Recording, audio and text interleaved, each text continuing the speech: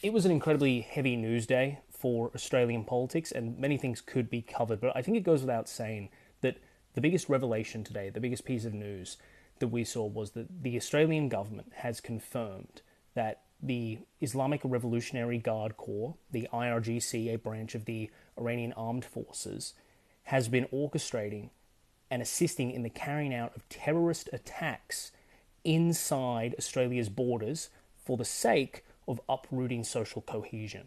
So, in terms of specifics, you may have heard about an uptick in attacks against Jewish organizations or Jewish places of worship as the war has raged on in Gaza.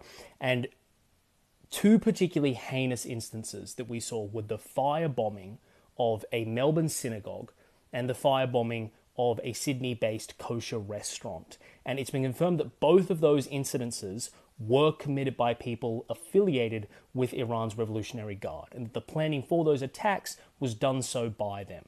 The Australian government has responded to this revelation brought to them by ASIO by essentially severing diplomatic ties with Iran. The Australian embassy in Iran has been completely evacuated in the previous couple of days, so we've been building up to this, and now we've seen that essentially the ambassadors from Iran to Australia in Canberra have been expelled. It is an enormous step, one that an Australian government has not taken since World War II. The IRGC has also been classified as a terrorist organisation following this announcement, and that is entirely justifiable. There are no two ways about it. There's no room for debate there. If a foreign organisation is influencing and persuading people in your country to blow up synagogues, to blow up places where people are just trying to eat or trying to worship, that is terrorism.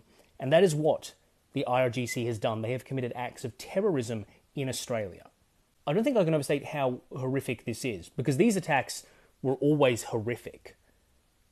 But to be aware, just as an Australian, not even as a Jewish Australian or somebody who would be directly impacted by this, the fact that a foreign organisation is blowing up buildings in our streets to try and influence us to think a certain way is profoundly upsetting and disgusting to its core. So why has Iran done this? What is the logic behind the IRGC carrying out attacks like this on Australian soil? Well, the root cause of it all, really, is that Iran benefits from a West that is more divided and less cohesive. And this isn't some George Bush bullshit, oh, they hate us for our freedom. No, this is just practical politics. Australia, by every single measure, is an integrated part of the West. It is a very long-established and reliable military ally of the United States. We have spy agencies that cooperate with major parts of the Western world. We have the Five Eyes. Australia, if there are sides to global disunity and rivalries between major power blocs, we are on the side of the United States. You may not like that, but in practice, that is what Australia is, an ally of the United States. And look, it seems that one particular fault line in Australia, a cultural one, has been taken advantage of, and that is a cultural disconnect between Jewish Australians and between Muslim Australians.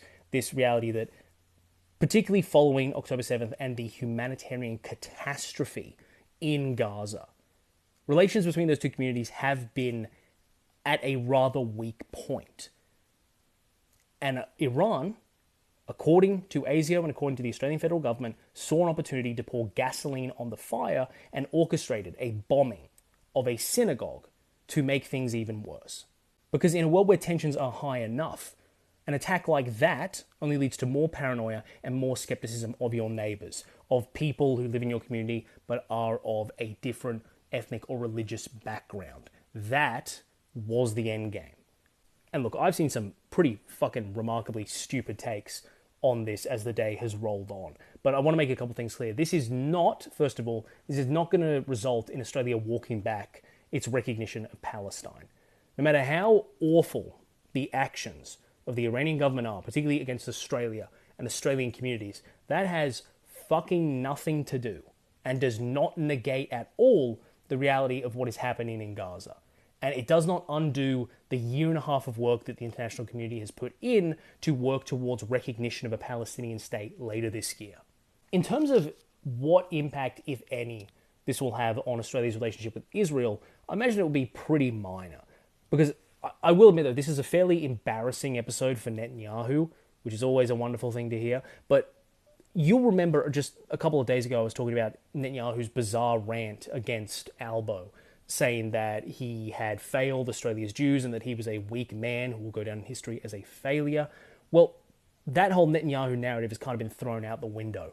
Not only does it turn out that two of the most notorious anti-Semitic attacks in Australia, and according to ASIO, a slew of others, were orchestrated by foreign agents inside Australia to do damage to the Australian community and broader population, but also that when Anthony Albanese was made aware of this, what was done was the complete diplomatic severing of ties with the nation behind that. So weak, not exactly. In terms of domestic reaction, it was pretty uniform. Even the Greens went so far as to agree with Albo's decision to brand the IRGC as a terrorist organisation from here on.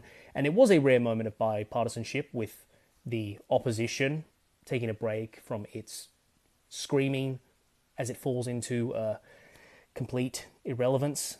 By the way, latest Resolve poll has 18 to 35-year-olds favouring the ALP 71 to 29. But yes, the coalition did very quickly come around and support the government's actions on this, of course with a little bit of whining of, hey, we called for this way earlier, you should have kicked them out sooner, such and such, but they did come around and support the government's actions. Now, there is one thing I do have to address, and that is the idea of skepticism. And I always think that skepticism is healthy, particularly when it comes to any intelligence organization making a claim such as this. But I do think this is an instance where the government is presenting this information to us because they believe in its credibility. Because I assume in the coming days and weeks, more incidences will come forward where there has been found to be some connection to the IRGC. The reason we're only talking about these two at the moment is that, at least according to the information that we know, they're still trying to establish connections with other anti-Semitic attacks. And what the Prime Minister has said is that the evidence that convinced him, which made him want to go public with it, and the broader media and Australian community know today, was the fact that a concrete payment chain had been set up, or rather discovered, seen, which connected these perpetrators who had done these firebombings to organizations which are affiliated with the IRGC. Because something that should, again, be made clear here is that when we're talking about, agents of the IRGC in Australia, it's not like Iranians jumping out with a parachute and landing in Bondi or something like that. The claim that is being made is that individuals were found in Australia who were willing to carry out acts of violence for money, and they were then hired by the IRGC remotely to carry out these attacks against Jewish communities and Jewish organizations. So I think it's very far from impossible that simply what we're looking at is criminal elements in Australia being wired money to commit acts of violence against Australian Jews. And there's also the reputation on the line. ASIO has put the entirety of its reputation on the line for this. Their primary role, really their only role, is to prevent domestic terror threats to the Australian people. And if they fail on this, to the extent to which they would if none of this was true, it would mean the end of the organisation. And look, the onus is on them over the coming weeks to present further evidence as to why they concretely, beyond a shadow of a doubt, believe that this is the case. But I think for the time being, given the confidence that the government has in these claims, that it is worth giving the benefit of the doubt. I think part of what's so upsetting about today is that an outside force has done its best to try and convince us as Australians that we are worse than we actually are. An organisation tried to make the Jewish community in Australia think that the Islamic community was an enemy, when it's not. Australia is a pretty interesting country in the current global political climate. We've managed to avoid the pitfalls of just absolutely hating each other. Like what we've seen in the UK as their politics melts down.